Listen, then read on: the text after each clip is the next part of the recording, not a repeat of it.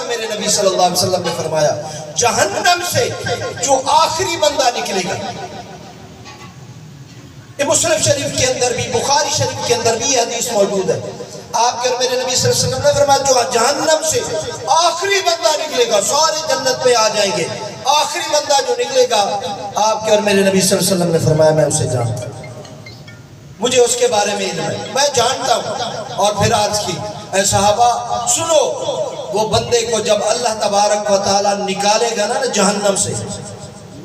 تو اللہ تبارک و تعالیٰ اسے اپنے قریب کرے گا۔ میں کہتا ہوں کمال نہیں ہے اس بندے کی کہ جسے اللہ تبارک و تعالیٰ اپنے قریب کر رہا ہے، اور قریب کر کے نا پردے کے اندر،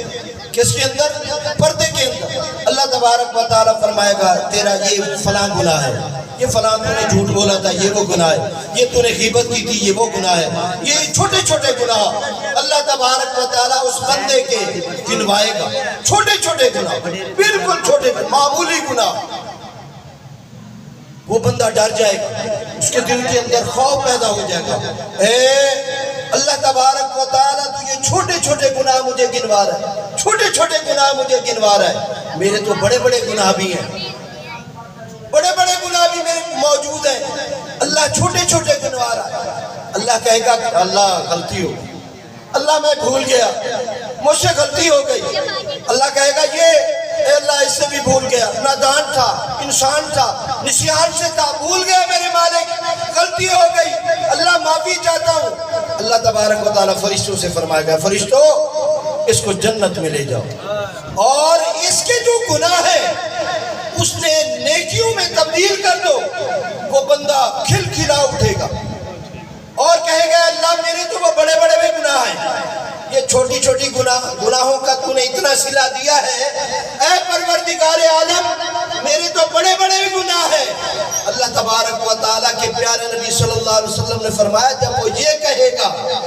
کہ اللہ تبارک و تعالیٰ چھوٹے گناہوں کو کس قدر نیکیوں میں تبدیل فرما رہا ہے، وہ کہے گا اللہ میرے تو بڑے گناہ بھی ہیں،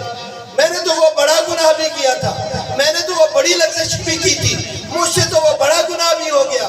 تاکہ مجھے بڑا انعام دیا جائے، میرے لیے بڑی نیکیاں دی جائیں۔ اللہ تبارک و تعالیٰ کے پیارے نبی صلی اللہ علیہ وسلم نے فرمایا جب اللہ یہ سنے گا، اللہ جب یہ سنے گا نا تو اللہ تبارک و تعالیٰ کی جو شان ہے، اللہ تبارک و تعالیٰ اس شان کے مطابق مسکرائے گا، اور اللہ تبارک و تعالیٰ فرمائے گا کہ اس بندے کے درجات اور زیادہ بڑھا دو کہ میری رحمت آج اس یعنی آخری بندہ ہے کہ جہنم سے نکلنے والا، اس کے لیے میری رحمت کے دریا جو ہے آج جوش میں، اس پر رحمتوں کی بارش کر۔ اللہ تبارک و تعالیٰ جو ہے نا اپنے بندے کو جو اس کا بندہ ہے، نبی پاک صاحب صلی اللہ علیہ وسلم کا کلمہ پڑھنے والا ہے لا الہ الا اللہ محمد رسول اللہ، پھر زندگی میں اس سے غلطیاں ہو گئی، کوتاہیاں ہو گئی، گناہ ہو گئے، اللہ تبارک و تعالیٰ آخر میں اسے ضرور جنت عطا فرمائے گا، کیونکہ آپ کے اور میرے نبی صلی اللہ علیہ وسلم کی حدیث ہے، آپ کے اور میرے نبی صلی اللہ علیہ وسلم نے فرمایا جس نے بھی سچے دل کے ساتھ ایک مرتبہ پڑھا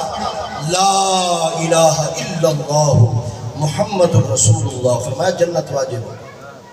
اس کے لیے جنت ہے۔ ٹھیک ہے گناہ ہے، گناہ کی پاداش میں وہ جہنم میں رہا پھر آخر کار، لیکن ہمیشہ ہمیشہ کے لیے جو جہنم ہے وہ کافر کے لیے، وہ منافق کے لیے، مومن کے لیے جس نے کلمہ